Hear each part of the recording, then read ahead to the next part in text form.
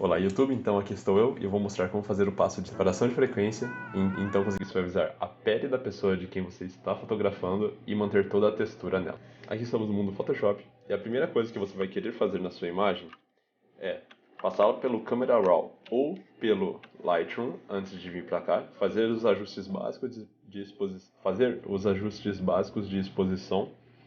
Então, quando chegarmos no Photoshop, removermos todas as marquinhas, todas as espinhas, os detalhes maiores que podem nos atrapalhar na etapa de separação de frequência. O primeiro passo para construirmos a etapa de separação de frequência é criar uma nova camada. Vamos apertar Ctrl, Shift, Alt e para unir todas as camadas e vamos duplicá-la. Assim teremos duas camadas idênticas. A camada de baixo, vamos chamá-la de cor. E a camada de cima, textura. O que é muito importante de entender do procedimento de alta frequência é o que a gente está fazendo. Então, por que o procedimento de alta frequência é realizado no tratamento de imagens do Photoshop? Imagine esse gráfico. Aqui a frequência e aqui o espaço. O que nós temos entre um pixel e outro que varia com grande intensidade? Não é a cor é mais homogênea. Então, com o gráfico em branco, eu vou exemplificar a cor. Você pode perceber que ela possui baixa frequência, ela varia pouco no espaço. Se imaginarmos a textura, em um curto espaço temos muita textura, pouca textura, muita textura, pouca textura. E é isso que dá a impressão de textura nas nossas fotos. Então, a gente tem a alta frequência, que varia bastante entre o espaço. Pensando nisso, o que a gente precisa fazer para conseguir misturar a nossa cor melhor, já que ela já é algo muito bem distribuído, e manter a frequência? Precisamos separar a frequência da cor. Então, como nós fazemos isso no Photoshop? Tendo aqui as duas camadas de textura e cor, como nós criamos, que é basicamente a união da nossa primeira camada com a camada das correções, nós vamos fazer o seguinte procedimento para conseguirmos definir o que é cor e o que é textura. Primeiro, vamos esconder a camada de textura e vamos vir na camada de cor. Para separar para removermos a textura da camada de cor, utilizaremos do desfoque gaussiano, uma ferramenta muito útil. E como determinar qual é o número que nós vamos aplicar nessa textura? Esse número não é um número fixo, ele é um número que vai variar de acordo com a distância. Ele é um número que vai variar de acordo com a distância da modelo ou do modelo de você, fotógrafo. Portanto, se você está muito próximo da pessoa, você vai ter muita textura na foto. Você vai ter muita textura na foto, porque você vai ter muito detalhe e muita nitidez.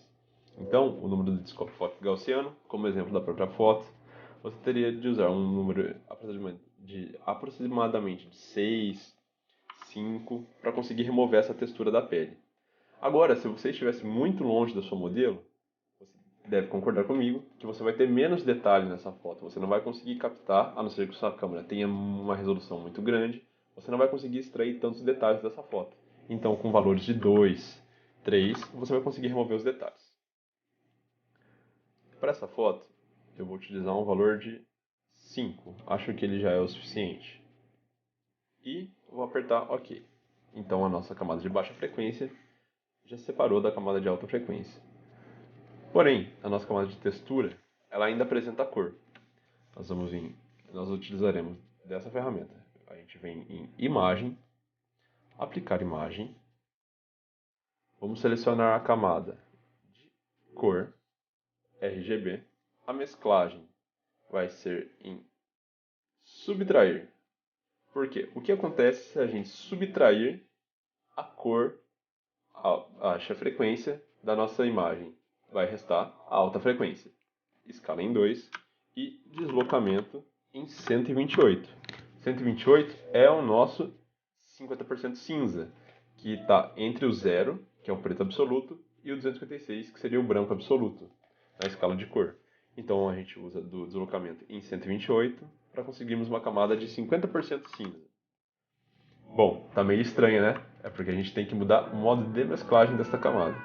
Vamos utilizar de luz linear. Então, conseguimos notar, se a gente agrupar essas duas camadas, vamos nomear de separação de frequência, a imagem é a mesma imagem original. Legal. Temos então nossa camada de textura e nossa camada de cor. O que a gente consegue fazer com essas camadas, Juliano? Por aqui, você fez tudo isso e não interferiu em nada na imagem ainda. É porque é agora que começa a nossa brincadeira. Os próximos passos da edição são três. Nós podemos utilizar a camada de textura e a camada de cor para conseguirmos refinar a nossa imagem. Na camada de textura, podemos utilizar da ferramenta pincel, com um fluxo baixo, eu não gosto de utilizar o fluxo tão alto, e utilizando o exemplo da onde o carimbo vai tirar as informações, a camada atual, pois é só a camada de textura que vamos mexer. Então, por exemplo, se eu acho que possui muita textura em uma região da imagem, eu posso, com o carimbo, apertar Alt e clicar na tela e pintar. E a textura da onde eu tirei a origem vai ser aplicada aonde o carimbo está sendo clicado. Vocês conseguem ver aqui? Tivemos essa pequena diferença. Para que isso serve? Conseguimos remover textura, as áreas de olheira, para conseguirmos depois utilizar o pincel de mistura, que é a próxima ferramenta que eu irei falar. E outra ferramenta que eu gosto muito é esta, pincel de recuperação, pois podemos pegar o exemplo de uma única área, mesclagem sempre camada atual, e pintar para conseguir mesclar a textura. Assim conseguimos remover olheiras, algumas manchinhas que ficaram na imagem, e assim por diante.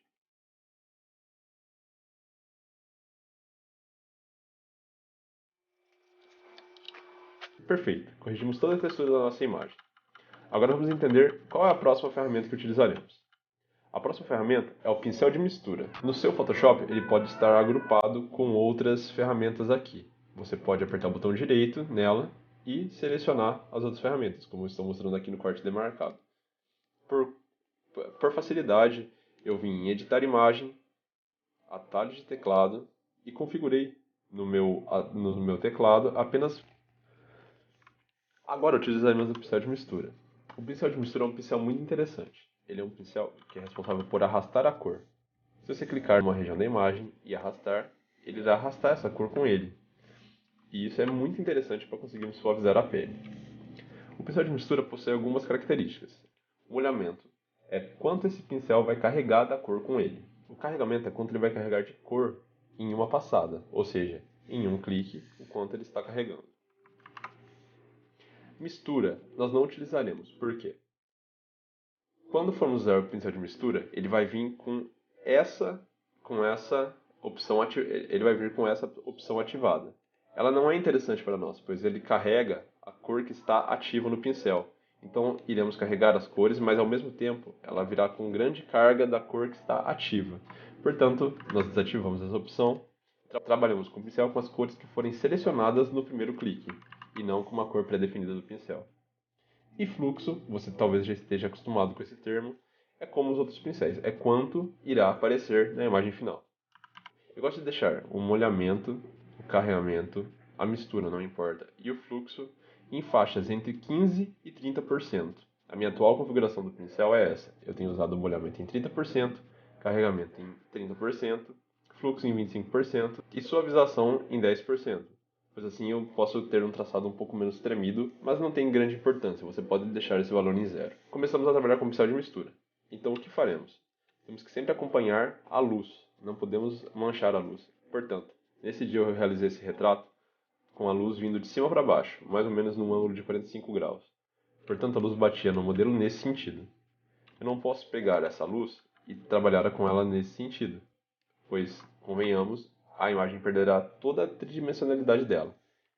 Então, sempre que formos trabalhar com o pincel, podemos usar ele tanto pequeno quanto grande, mas sempre no sentido da luz, assim suavizando todas as cores da imagem.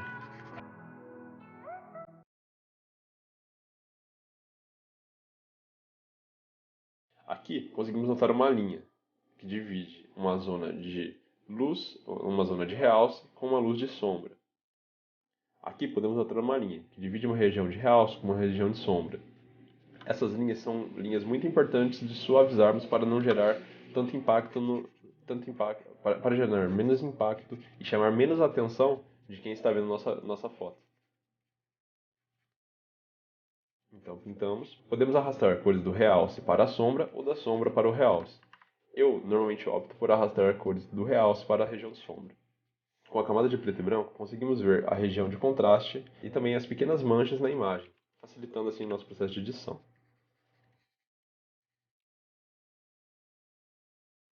Um detalhe muito importante é que se realizarmos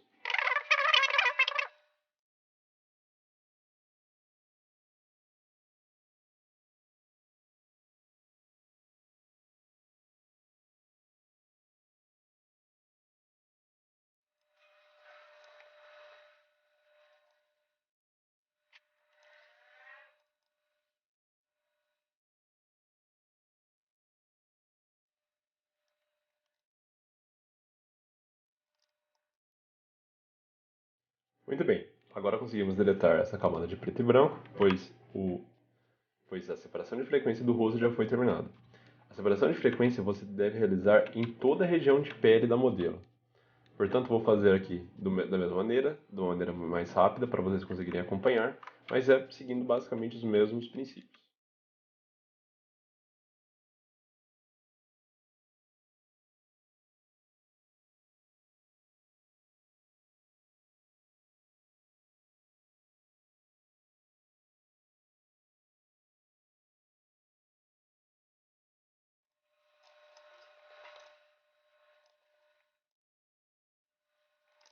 E aqui está a imagem com a separação de frequência completa.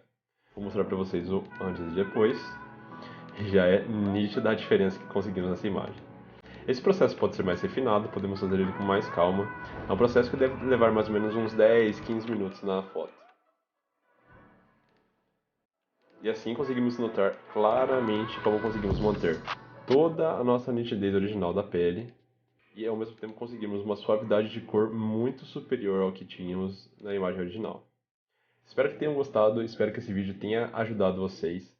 E vou deixar na descrição do vídeo o download da Action para que vocês consigam fazer todo esse processo automatizado. Ou seja, todo o processo será feito e vocês só precisarão definir quanto vocês aplicarão do desfogue gaussiano, que vai variar de acordo com a distância entre você e a modelo. Espero que tenha contribuído em alguma coisa para vocês e aqui fica muito obrigado. Até o próximo vídeo.